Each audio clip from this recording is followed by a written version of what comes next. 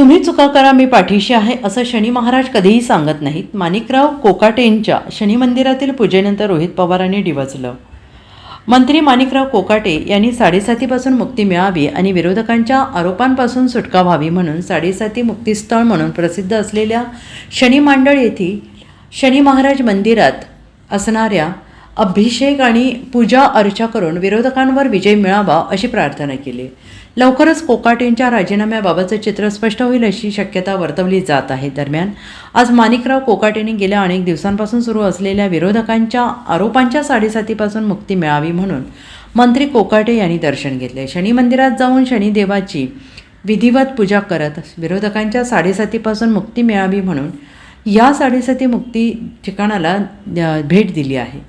शनिवारी शनिदेवाची साडेसाती मुक्ती ठिकाणी पूजा केल्याने मागे लागलेली इडापिडा दूर होत असल्याची भाविकांची भावना आहे आणि यावर शरद पवारांच्या राष्ट्रवादी काँग्रेसचे आमदार रोहित पवारांनी हल्लाबोल केला आहे। रोहित पवारांनी त्यांच्या सोशल मीडियावर पोस्ट केली। यावेळी रोहित पवार यांनी माणिकराव कोकाटेंच्या शनी मंदिरात केलेल्या आपल्या पोस्टमध्ये म्हटलं आहे की तुम्ही चुका करा मी तुमच्या पाठीशी आहे असं शनी महाराज कधीही सांगत नाहीत।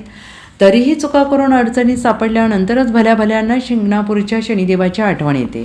स्वार्थासाठी कोणत्याही मंत्र्याने शनिदेवाला कितीही तेलाचा अभिषेक केला तरी राज्यातील कोट्यावधी शेतकऱ्यांच्या कृषी विभागाला आणि मागासवर्गीय समाजाच्या समाज कल्याण विभागाला लागलेली पीडा आणि ते लावणारे या दोघांनाही दूर कर अशी मी शनी महाराजांना प्रार्थना करतो। अशी चर्चा आहे की अनेक असे मंत्री आहेत की त्यांना आता कुठेतरी भीती वाटायला लागलेली आहे।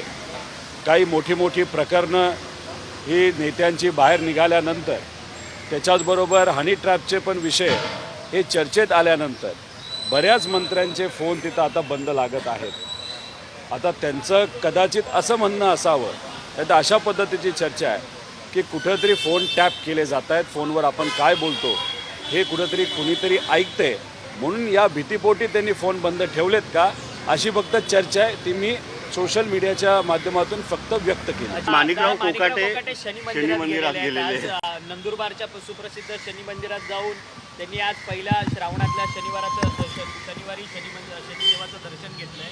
त्यांचा राजीनामा होणार होता कुठेतरी साडेसाती कमी दर्जाचा। तुम्ही चुका करा आणि मी तुमच्या पाठीशी आहे असं कधी शनी देवता त्या ठिकाणी म्हणत नाहीत।